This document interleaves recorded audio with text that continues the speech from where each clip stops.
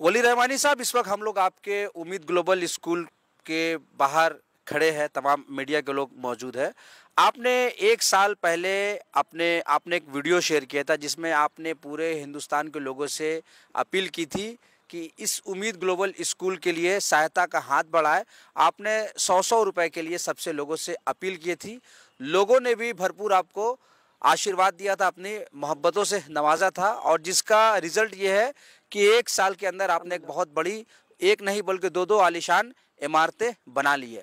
अब चूंकि नए एकेडमिक साल के लिए आप एडमिशन ले रहे हैं, अब जो आपका पोस्टर्स वगैरह हम लोग देख रहे हैं, आपका ब्रोशर देख रहे हैं, उसमें आप जो है 1.5 लाख रुपए, 1.5 लाख रुपए यू आर चार्जिंग एनुअली।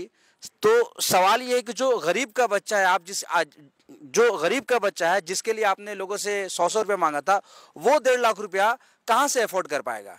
क्या कहेंगे इस पर? सबसे पहले तो मैं आप सबका शुक्रिया अदा करना चाहता हूं कि आप सब जो हैं हमारे स्कूल तशरीफ़ लाए। सारे जर्नलिस्ट का मैं शुक्रिया अदा करना चाहता हूं कि आप सब, और मुबारकबाद देना चाहता हूं कि आप वो काम कर रहे हैं जो जर्नलिस्ट को करना चाहिए, सच को लोगों के सामने लाने की कोशिश कर रहे हैं, और आप हिम्मत दिखाकर मुझसे सवाल पूछ रहे हैं। उम्मीद करता हूं कि ऐसे मुझसे सवाल पूछते रहेंगे। आपने सवाल पूछा कि मैं जब 100-100 रुपये लेकर गरीब बच्चों के लिए स्कूल बनाया हूँ तो मैं 1.5 लाख रुपये क्यों चार्ज कर रहा हूँ, क्या मैं चार्ज कर रहा हूँ या नहीं कर रहा हूँ? तो मैं बिल्कुल 1.5 लाख रुपये साल का फ़ीस चार्ज कर रहा हूँ। मगर अब सवाल है कि किससे चार्ज कर रहा हूँ और क्यों चार्ज कर रहा हूँ। इस सवाल पे आने से पहले मैं एक बैकग्राउंड बनाना चाहता हूँ, बताना चाहता हूँ कि उम्मीद ग्लोबल स्कूल क्या है। क्या उम्मीद ग्लोबल स्कूल एक आम स्कूल है? नहीं, उम्मीद ग्लोबल स्कूल एक यूनिक स्कूल है। उम्मीद global school is not an ordinary school जहाँ बच्चे आए, पढ़े लिखे, पेट के लिए तालीम हासिल करें और जॉब सीकर्स बन के बाहर चले जाएँ और नौकरी पर लग जाए। नहीं, उम्मीद ग्लोबल स्कूल का एक मिशन है, वो ये कि इस स्कूल से किस तरह से हम लीडर्स बनाकर दुनिया को दे सके। ऐसे लीडर्स जो गरीबी को, गुर्बत को इस मुल्क से दूर कर सके। ऐसे लीडर्स जो मुसलमानों को इस मुल्क में अपनी खोई हुई इज़्ज़त वापस दिला सके इंशाअल्लाह। और इस बात को याद रखते हुए अब मैं इस बात पे आता हूँ बताने के लिए कि उम्मीद ग्लोबल स्कूल फर्दर क्यों है।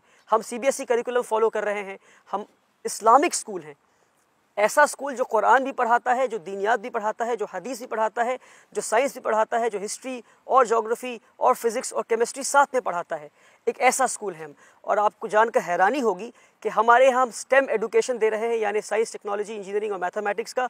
और हमारे स्टेम एडुकेशन की वजह से वर्ल्ड ट्रेड सेंटर पुणे, जो कि वर्ल्ड ट्रेड सेंटर न्यूयॉर्क की एक फ्रेंचाइजी इंडिया में है, उन्होंने हमें सर्टिफिकेशन दिया है कि हमारे curriculum is at par with international curriculum. यानी वर्ल्ड ट्रेड सेंटर पुणे, जो न्यूयॉर्क का एक फ्रेंचाइजी इंडिया में है, उन्होंने हमें सर्टिफिकेशन दिया है कि उम्मीद ग्लोबल स्कूल, और वो सर्टिफिकेट आप चाहें तो प्रेस रिलीज़ के बाद आपको दे सकता हूँ और आप लोग इसको पब्लिश कर सकते हैं कि उन्होंने सर्टिफाई किया है कि हमारा स्कूल का करिकुलम इंटरनेशनल करिकुलम के एट पार है। अल्हम्दुलिल्लाह रब्बिल आलमीन। इसके साथ साथ एक यूनिक काम जो आप स्कूल में कर रहे हैं, जो पूरे इंडिया में शायद ही किसी स्कूल में, वो ये कि हमारे पास एक तरबियती निज़ाम है और हर बच्चा मेरे ज़ेरे निगरानी इस बच्चे की तरबियत हो रही है। एक अमेजिंग तरबियती निज़ाम हमारे यहाँ है। ऐसा तरबियती निज़ाम जहाँ बच्चे तहज्जुद के लिए उठते हैं। आप यकीन नहीं करेंगे, कई बच्चे हमारे तहज्जुद के लिए उठते हैं। एक बच्चा 6 महीने हो गए हमें यहाँ पे स्कूल शुरू किए, शायद ही कोई बच्चा होगा हमारे स्कूल में जिसने हमारे यहाँ दाखिला लिया हो, जो क्लास 1 से लेकर के क्लास 7 तक पढ़ता हो, जिसने अपनी फ़जर की नमाज़ मिस की हो। मैं फ़जर की नमाज़ की बात कर रहा हूँ। अल्हम्दुलिल्लाह रब्बिल आलमीन, and let me boast about it कि हमारे बच्चों ने फ़जर की नमाज़ नहीं मिस की है। एक ऐसा निज़ाम है, तरबियती निज़ाम, कि जहाँ बच्चे तहज्जुद के लिए उठते हैं, फ़जर के लिए उठते हैं, 5 वक्त की नमाज़ पढ़ते हैं, झूठ नहीं बोलते हैं, एक शानदार, एक बेहतर मुसलमान, अच्छे मुसलमान बनते हुए इंटरनेशनल करिकुलम हासिल कर रहे हैं। फुटबॉल ग्राउंड है, बास्केटबॉल ग्राउंड है, हम TT इंट्रोड्यूस करने वाले हैं। किक बॉक्सिंग में हमारे बच्चे नेशनल चैंपियन बन चुके हैं। स्टेट चैंपियनशिप की लास्ट 3 ईयर्स की ट्रॉफी हमारे पास है। तो ये सारे बैकग्राउंड बताया ये समझाने के लिए कि क्या बैकग्राउंड में काम चल रहा है इन बच्चों को लीडर्स बनाने के लिए। हमने एक IT लैब सेटअप किया है जिसका ना फुल फॉर्म है इनोवेशन एंड टेक्नोलॉजी लैब। आपका सवाल ये था 1.5 लाख क्यों चार्ज कर रहा हूँ, मैं इस पर आता हूँ, मगर आप समझे कि हमने एक IT लैब सेटअप किया है जिस लैब में हम बच्चों को रोबोटिक्स सिखा रहे हैं, ड्रोन टेक्नोलॉजी, AI, कोडिंग, हम बच्चों को उसमें 3D डिज़ाइनिंग एंड प्रिंटिंग सिखा रहे हैं। सारी चीज़ें हम बच्चों को सिखा रहे हैं उस लैब में। ये सारी चीज़ों जानने के बाद अब मैं आपको बताता हूँ कि हाँ, मैं 1.5 लाख रुपये चार्ज कर रहा हूँ, मगर क्यों चार्ज कर रहा हूँ और किससे चार्ज कर रहा हूँ। एक फ़र्क आपको समझना पड़ेगा। हमारे यहाँ ये सारी चीज़ें जानने के बाद आपको क्या लगता है कि एक बच्चे पे क्या खर्च होगा सालाना, जिसको हम लीडर बनाने की कोशिश कर रहे हैं। वो बच्चा नहीं जो पेट के लिए पढ़ रहा है, पढ़ के जाके फिर सोसाइटी की लाइबिलिटी बन जाए, फिर नौकरी के लिए जाए। नहीं, हर बच्चा जो यहाँ से पढ़ के निकलेगा ऐसा 10 और स्कूल खोलेगा और जॉब सीकर्स नहीं बल्कि जॉब प्रोवाइडर्स बनेगा, कम्युनिटी का लीडर बनेगा। ऐसी प्रोग्राम में एक बच्चे पे क्या लगता है आपको क्या खर्च होगा, बताइए मुझे। मिनिमम क्या खर्च होगा साल का बताइए? 3 लाख रुपए। आप 3 लाख कह रहे हैं, आप कोई और बताइए? 2 लाख 3 लाख तो लगेगा। चलिए मैं आपको हकीकत बताता हूँ, एक बच्चे पे 70,000 रुपये खर्च है। कितना खर्च है? 70,000 रुपये एक बच्चे पे खर्च है, ईयरली खर्च है, ठीक है, क्योंकि हमारा प्रोग्राम ऐसा है। और मैं बताना भूल गया, शानदार खाना 3 वक्त का, 2 टाइम फल, फिर दूध, ये सारी चीज़ें, मछली, पनीर, चिकन, सारी चीज़ें, अमेजिंग डाइट बच्चों के लिए, ऐसी डाइट जिसको खाकर बच्चे सच में लीडर बन सके इंशाल्लाह। इन सब के बावजूद हमारा जो ईयर एक बच्चे पे खर्च है सालाना, वो 70,000 रुपये एक बच्चे पे खर्च है। हमारा स्कूल का कैपेसिटी जो है वो 1000 बच्चों का है। अगर 1000 बच्चे पूरे स्कूल में आ गए तो एक साल में हमारा क्या खर्च होगा बताइए? 70,000 इंटू 1000 कितना हो गया? 7 करोड़। यानी हमारे स्कूल का हर साल एक्सपेंडिचर 7 करोड़ होने वाला है। हर साल एक्सपेंडिचर कितना होने वाला है? 7 करोड़। मैं एक बार 7 दिन में 7 करोड़ रुपए रेज कर लिया तो पूरी दुनिया ने मुझे सराहा और मेरी तारीफ की और कहा वाह वाह, आपने 7 दिन में 7 करोड़ जमा कर लिया, आपने कमाल कर दिया। अब सवाल का जवाब दीजिए मेरा, क्या मैं 7 करोड़ हर साल जमा कर पाऊंगा? एक बार जमा कर लिया, मान लीजिए अगले साल फिर जमा कर लूँ, उसके अगले साल फिर जमा कर लूँ, और उसके अगले साल ना जमा कर पाए फिर क्या करूँगा? बच्चों को मैं सैलरी कहाँ दूंगा? टीचर्स को सैलरी कहाँ से दूंगा? बच्चों को खाना कहाँ से दूंगा? इलेक्ट्रिसिटी बिल कहाँ से भरूंगा? क्योंकि एक बच्चे पे 70,000 रुपये खर्च है, और अगर 1000 बच्चे पढ़ते हैं 7 करोड़ स्कूल का खर्च होने वाला है। तो ये 7 करोड़ रुपए हर साल मैं कहाँ से लाऊंगा? और बाय चांस अगर ये 7 करोड़ किसी एक साल में जमा नहीं कर पाया मैं, तो क्या मैं स्कूल बंद कर दूँ? ये बिल्डिंग खाली हो जाए? तो हम एक सस्टेनेबल मॉडल के टुवर्ड्स जाने की कोशिश कर रहे हैं। इसलिए हमने ये नया स्कीम निकाला, हमने एक स्ट्रैटेजी बनाया कि हम 25% बच्चों से फीस लेंगे और 75% बच्चे हमारे स्कूल में फ्री ऑफ कॉस्ट पढ़ेंगे, जिस तरह से पिछले 6 साल से पढ़ रहे हैं। एक और बात वाज़ेह कर दूं, लोगों को लगता है कि पहला साल मेरा स्कूल का है।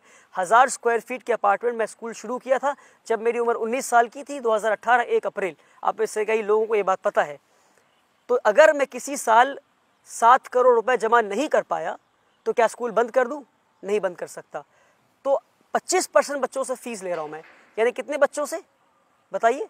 1000 बच्चों में 25% यानी 250 बच्चों से। 250 बच्चों से 70,000 रुपये फी लेता हूँ, कितना हो गया बताइए? अगर 250 बच्चे 1.5 लाख रुपए फीस दे रहे हैं तो कितना हो गया? 3 करोड़ 75 लाख। खर्च कितना है हमारा? 7 करोड़। फीस के बाद कितना आया? 3 करोड़ 75 लाख। बाकी बचे हुए पैसे कहाँ से लाऊंगा? उसके लिए फिर मुझे हाथ फैलाना पड़ेगा, फिर भीख मांगना पड़ेगा। तो हमारी कोशिश है कि एक साल आहिस्ता आहिस्ता हम सस्टेनेबिलिटी के टुवर्ड्स हम जाएं इंशाल्लाह। तो ये रीज़न है कि हम 25% बच्चों से फीस ले रहे हैं। वो बच्चे तो दे सकते हैं, यानी एक बच्चा जो 1.5 लाख रुपए फीस दे रहा है, यानी वो एक बच्चा अपना खर्च दे रहा है और उसके साथ साथ एक और बच्चे का खर्च दे रहा है। तो कितना अमेजिंग और ब्यूटीफुल मॉडल है कि सोसाइटी के अच्छे घर के बच्चे भी हमारे आके पढ़ सकते हैं।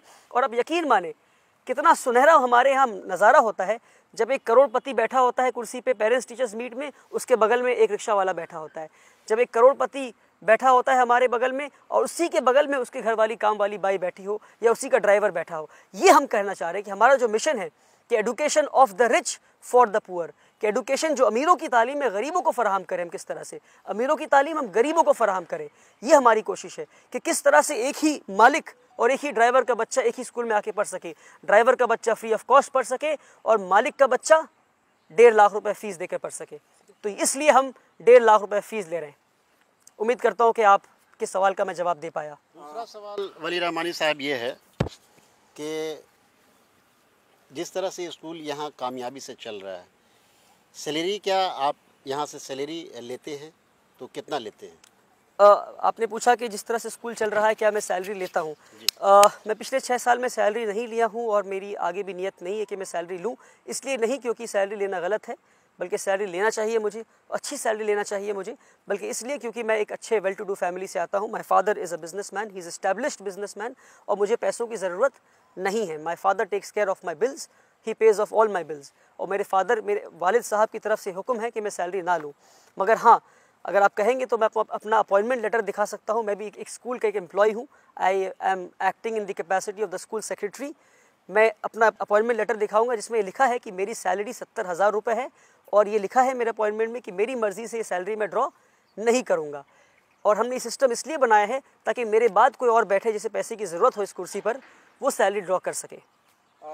वली साहब, मेरा सवाल ये है कि आपको इस स्कूल में जाहिर सी बात है कई ऐसे लोग हैं जिन्होंने आपका सपोर्ट किया, आपके डोनर है, आपके वेल विशर है, लेकिन एक बात ये भी सुनने में आ रही है कि जो डोनर्स है वो लोग भी किसी बच्चे को, किसी स्टूडेंट को रिकमेंड करते हैं आपके पास कि उसको स्कूल में दाखिला ले लिया जाए, उनको एडमिशन लिया जाए, उनकी भी रिकमेंडेशन को आप नहीं मान रहे। रिजेक्ट कर देता हूँ। What is the reason? इसमें रीज़न ये है कि स्कूल जो है हमारा पर्सन ओरिएंटेड नहीं है। स्कूल मुझसे नहीं चलता, मैं स्कूल नहीं चलाता, स्कूल चलाता सिस्टम है और मैं भी सिस्टम के मातहत हूँ। मैं सुनूंगा, सिस्टम की सुनूंगा, और हमने एक सिस्टम बनाया है, सिस्टम के तहत एडमिशन होना है। और डोनर्स, जिसने 100 रुपये दिया, जिसने 1 करोड़ रुपये या जिसने 10 करोड़ रुपये दिया, मुझे इंशाल्लाह आगे आने वाले वक्त में ऐसे भी डोनर्स होने वाले, इंशाल्लाह मुझे अल्लाह की ज़ात से उम्मीद है। उन्हें समझना ये है कि डोनर्स पैसे देकर एहसान किसी पे नहीं कर रहे हैं, बल्कि मैं डोनर्स को इस तरह बताना चाहता हूँ कि डोनर्स इस तरह देखें कि मैं और ये स्कूल उन्हें एक अपॉर्चुनिटी दे रहा है कि वो अपने पैसे को सही जगह पे खर्च कर सकें, और हमारे यहाँ पर बल्कि इसको बिज़नेस की तरह देखें कि अल्लाह की रज़ा के लिए आप पैसा दे रहे हैं, आप कहीं और देंगे और यहाँ देंगे, इसमें फ़र्क क्या है? फ़र्क ये है कि यहाँ रिटर्न ऑन इन्वेस्टमेंट हाई है, यहाँ ROI जो है, रिटर्न ऑन इन्वेस्टमेंट बहुत हाई है। आप कहीं और किसी और इदारे में पैसे देंगे, वहाँ जॉब सीकर्स बनेंगे। यहाँ पैसा लगाएंगे, एक बच्चा ऐसा निकलेगा कि ऐसा एक और स्कूल बना सके। तो यहाँ जो रिटर्न ऑन इन्वेस्टमेंट है बहुत हाई है। तो इसको इस तरह देखें कि जो डोनर्स हमें डोनेशन दे रहे हैं उसमें डोनर्स का फ़ायदा है। और मैं कहता हूँ कि अक्सर जो लोग चैरिटी करते हैं वो चैरिटी इसलिए करते हैं ताकि गरीबों की मदद कर सके। मैं कहता हूँ अपनी मदद कीजिए, एक ऐसा मॉडल खड़ा कीजिए जिसमें आपसे बेहतर प्रोडक्ट बन के निकल सके, आपसे बेहतर जो है वो प्रोडक्ट बन के निकल सके। इसलिए मैं कहता हूँ कि डोनर्स के रिकमेंडेशन को मैं रिजेक्ट नहीं करता, मैं डोनर्स के रिकमेंडेशन को सिस्टम और प्रोसेस में डाल देता हूँ। सिस्टम रिजेक्ट करता है और सिस्टम ले लेता है। मैं डोनर्स की बात नहीं सुनूंगा, मुझे जवाब डोनर्स को नहीं देना है, मुझे जवाब अल्लाह सुब्हान ताला को देना है। और हमारा एडमिशन प्रोसेस बहुत ट्रांसपेरेंट है और ट्रांसपेरेंसी के साथ ही मैं काम करना चाहता हूँ। बल्कि मैं कहता हूँ मेरी 2 अपनी बेटियाँ हैं, जो मेरी अपनी बेटियाँ हैं, 2 छोटी बेटियाँ। मैं कहता हूँ कल को अगर मैं चाहूँ कि अपनी बेटियों को दाखिला स्कूल में करा दूँ, मैं नहीं करा सकता। मुझे एडमिशन फॉर्म लेना होगा और मुझे मेरी बेटियों को, अपनी बेटियों को एडमिशन प्रोसेस से गुजरना होगा। और मुझे नहीं पता कि उनका एडमिशन हो पाएगा कि नहीं, एडमिशन टीम ही डिसाइड करेगी कि एडमिशन उनका हो पाएगा या नहीं हो पाएगा। सर, एक सवाल है कि कैसे आप जज करेंगे कि जो 75% जो बच्चे हैं वो आप उनसे पैसे नहीं लेंगे, और जो 25% जो बच्चे आप उनसे जो पैसे लेंगे, तो आप उसको जस्टिफाई कैसे करेंगे कि वो साहिब हैसियत है और ये साहिब हैसियत नहीं है? जो 25% बच्चे पैसा देंगे वो साहिब हैसियत ही लोग आएंगे, तो उस पर हमें सवाल करने की ज़रूरत नहीं कि भाई आप साहिब हैसियत है कि नहीं। जो पैसा दे पा रहा है वो खुद ब खुद एक प्रूफ है कि साहिब हैसियत है। सवाल रहा कि 75% बच्चे यानी 750 बच्चे जो स्कूल में पढ़ेंगे वो गरीब बच्चे, हम कैसे पता करेंगे? तो हमारा एडमिशन प्रोसेस का 3 लेयर्स है। पहला ये है कि आप एडमिशन फॉर्म लेकर जाएं। फॉर्म लेने के बाद आपका इम्तिहान होगा, टेस्ट होगा। अगर आप टेस्ट पास करते हैं तो उसके बाद आपका इंटरव्यू होगा। इंटरव्यू बच्चों का और पेरेंट्स का होगा। इंटरव्यू राउंड अगर आप क्वालिफाई करते हैं तो हमारा होम सर्वे होगा, चाहे हिंदुस्तान के किसी भी कोने में हो। हमारी टीम जाकर आपके घर को देखेगी, घर के सर्वे करेगी और ये देखेगी कि अगर आप कह रहे हैं कि आप गरीब हैं तो सच में गरीब है या नहीं है। आपके घर में क्या क्या चीज़ें हैं, फ्रिज है, आपके घर में ओवन है, आपके घर में टीवी है, घर कितना बड़ा है, कितने कमरों का घर है, आपके पड़ोसी कैसे हैं, किस लोकेलिटी में घर है। बल्कि हमारा पूरा एक फॉर्मेट बना है होम सर्वे का इंशाल्लाह। तो हम उस होम सर्वे पिछले 2 सालों से करते हुए आ रहे हैं, उसको हमने और मजबूत बना दिया सर्वे के सिस्टम को इंशाल्लाह। हम इस सर्वे के ज़रिए हम फाइनल जो है, मान लीजिए 100 बच्चे सिलेक्ट हो गए, अब उन 100 बच्चे के घर हमारी टीम जाकर ये देखेगी कि अगर वो 100 बच्चे सच में गरीब हैं या नहीं, और नहीं है तो कई बच्चे इन द पास्ट रिजेक्ट भी हुए हैं, और फिर हमने उनसे कहा है या तो आप फीस कैटेगरी में आइए या तो आप एडमिशन मत लीजिए। सर, दाखिले का क्लास क्या है सर? किस क्लास से दाखिला लेते हैं आप? हम लोग क्लास 1 से दाखिला लेते हैं। अभी क्लास 1 से लेकर के 8 तक हमारा स्कूल चल रहा है। कोलकाता में एक ऐसे शख्स हैं जिन्होंने सवाल किया कि जिस ज़मीन पे ये स्कूल बना है, उम्मीद ग्लोबल स्कूल, ये 90 इयर्स के लीज़ पे है, कि 90 इयर्स के बाद ये स्कूल का लीज़ ख़त्म हो जाएगा, तो इसका क्या जवाब है आप? देखिए, ऐसे लोगों को मैं जवाब देकर अपना टाइम वेस्ट नहीं करना चाहता। उम्मीद ग्लोबल स्कूल एक ग्लोबल स्कूल है और बहुत सिंपल फंडा है। हमारे वेबसाइट पे जाइए, हमारे वेबसाइट पे स्कूल की ट्रस्ट के कागजात, ज़मीन के कागजात, सारी चीज़ें अपलोडेड है। मुझे बात करने की ज़रूरत ही नहीं। अगर कोई पढ़ा लिखा इंसान है, थोड़ी भी पढ़ाई लिखाई की हो और अंग्रेज़ी पढ़ सकता हो, क्योंकि सारी चीज़ें अंग्रेज़ी में लिखी है हमारे वेबसाइट पर, तो वेबसाइट पे जाइए, लीगल कंप्लायंस हमारा एक उसमें सब हेडिंग है, उस पर जाकर हमारे ट्रस्ट के कागजात देखिए, हमारे आप जाकर ज़मीन की कागजात देखिए, वो सारी चीज़ें हमारे वेबसाइट पे अपलोडेड हैं। और जाकर देखिए लीज़ पे दिया गया है या ट्रस्ट पर ज़मीन है। ये बेकार की अफवाह फैलाने की बजाय बेहतर होगा कि थोड़ी पढ़ाई लिखाई करें, थोड़ी रिसर्च करें और कोई अच्छा काम कर रहा है तो उसे सपोर्ट करें, ना कि उसे डिफेम करें, उसे बहतान लगाए बिना सच्चाई जाने। अगर एजुकेशन मॉडल को ज़्यादा लोग एक्सेस कर पाए उसके लिए आपका क्या स्टेप है? हमारे एजुकेशन मॉडल को ज़्यादा लोग एक्सेस कर पाएँ उसके लिए तो हमें टू बी वेरी ऑनेस्ट इसमें बहुत ज़्यादा अच्छा अभी हमारे पास कोई पुख्ता स्टेप नहीं है, क्योंकि बहुत यूनिक मॉडल है और एक्सेसिबल कर पाए इसके लिए ज़रूरत यह है कि कौम की जो कम्युनिटी, जो बिजनेसमैन हमारे, बल्कि मैं कहता हूँ यहाँ से 4 किलोमीटर की दूरी पर लेदर कॉम्प्लेक्स है, 5 किलोमीटर की दूरी पे मेरे स्कूल से, मतलब अगर मेरी बिल्डिंग पे, स्कूल बिल्डिंग पे खड़े हो जाएंगे तो leather complex, Calcutta leather complex आपको दिखेगा। 20,000 करोड़ की इंडस्ट्री है। मैं आपको बताता हूँ वहाँ से 20,000 रुपये नहीं आए मुझे, सिवाय 1-2 लोगों को छोड़कर जो बहुत ख़ास लोग हैं मेरे, उन्हें इंक्लूड नहीं कर रहा हूँ मैं, क्योंकि मेरे बहुत ख़ास लोग हैं वो, उन्होंने ज़मीन दी मुझे उनको बहुत सालों से जानता था। उनके अलावा क्या कलकत्ता में लोगों को पता नहीं कि यहाँ पे उम्मीद ग्लोबल स्कूल खुला है? क्या लेदर कॉम्प्लेक्स जो 5 किलोमीटर की दूरी पर है, वहाँ पे लोगों को पता नहीं कि 5 किलोमीटर की दूरी पे एक इंटरनेशनल लेवल का स्कूल खुला है जहाँ लीडर्स तैयार हो रहे हैं? लीडर्स तैयार करने का फॉर्मूला कहाँ है किसी के पास? लोग सिर्फ पढ़ा रहे हैं। मैं लीडर्स तैयार करने की बात कर रहा हूँ, मैं लीडर्स तैयार करने की बात कर रहा हूँ। और 20,000 करोड़ की इंडस्ट्री, पूरे मुसलमानों की इंडस्ट्री, 20,000 रुपये नहीं आई, अफसोस की बात है। तो मैं कहता हूँ कि मुसलमान बिजनेसमैन की जिम्मेदारी है कि वो पैसा लगाएं और ऐसे कई स्कूल्स खोलने की कोशिश करें। वली रहमानी साहब, उम्मीद ग्लोबल स्कूल के चर्चे बरादरान वतन में भी है और उनकी भी चाहत है कि उनके भी बच्चे यहाँ से तालीम से आरास्ता हों, उनके लिए क्या कदम उठाएं? अफसोस की बात यह है कि एक स्कूल पूरे मुल्क को केटर नहीं कर सकता, एक स्कूल बल्कि एक डिस्ट्रिक्ट को केटर नहीं कर सकता, एक स्कूल एक एरिया को केटर नहीं कर सकता। एक स्कूल में मैक्सिमम जो बच्चे पढ़ सकते हैं 1000-1200 बच्चे। तो अपनी जब मैं फंड रेजिंग कर रहा था तो मैं उस वक्त भी ये कहा था इस तरह के 100 से ज़्यादा स्कूल की ज़रूरत है पूरे मुल्क भर में। अब हमने एक मॉडल तैयार कर दिया है, मुल्क भर के लोगों से गुजारिश है कि वो आएँ, इस मॉडल को कॉपी करें, पैसा लगाएं और इससे अच्छा स्कूल बना कर दिखाएं। इंशाल्लाह 100% सपोर्ट मेरा आपके साथ है। इंशाल्लाह कोई नॉन मुस्लिम बच्चा एलिजिबल है, क्या उनको अपने यहाँ आप रखेंगे? बिल्कुल रखेंगे। इस मुल्क में हिंदू भी हैं, मुसलमान भी हैं, क्रिश्चियन भी हैं। हम चाहेंगे कि नॉन मुस्लिम बच्चे, क्रिश्चियंस आए, हिंदू हमारे यहाँ आए। बल्कि आप जानकर हैरान होंगे कि हमारे जो हिंदू बच्चे हैं वो कुरान के पीरियड में संस्कृत पढ़ते हैं। हमने हिंदू बच्चों के लिए कुरान और दीनियात की, हमारे यहाँ कुरान और दीनियात की पीरियड में हिंदू बच्चे संस्कृत पढ़ते हैं। और हमारे यहाँ जो हिंदू बच्चा पढ़ रहा है वो यतीम है, वो मुझे अब्बा जी बोलता है। उसकी वालिदा यानी उसकी माँ जब इंतकाल कर रही थी, इंतकाल करने से 1 हफ्ते पहले मुझसे मुलाकात की और मुझसे कही कि मैं अपने बच्चों को आपके हवाले करती हूँ वली सर। और उसकी माँ जब इंतकाल हो गई तो उसके फादर और उसके घर वाले स्कूल में देना नहीं चाह रहे थे। मैं घर जाकर लड़कर उन बच्चों को अपने स्कूल लेकर आया, हाथ जोड़कर उन बच्चों को स्कूल लेकर आया। वो बच्चे मुझे अब्बा जी कहते हैं। और जब मुसलमान बच्चे कुरान पढ़ते हैं, जब उन बच्चों का नाम एक्सपोज करना सही नहीं है क्योंकि उनकी प्राइवेसी मैं चाहता हूँ प्राइवेट रहे। आप चाहे तो उन बच्चों से मुलाकात करवा दूंगा मैं आपको। बहुत प्यारे बच्चे हैं, मुझे अब्बा जी कहते हैं। जब बच्चे कुरान पढ़ते हैं तो वो बच्चे उस वक्त संस्कृत पढ़ रहे होते हैं। ये हमारा मॉडल है और हम नहीं चाहते कि यहाँ से मुसलमान बच्चे पढ़ें और जब दुनिया की दहलीज पे कदम रखें, यहाँ मुसलमान एनवायरनमेंट स्कूल के अंदर है और जाके देखें हिंदुस्तान कुछ और दिखता है। हम चाहते हैं हमारा स्कूल वैसा ही दिखे जैसा हिंदुस्तान दिखता है।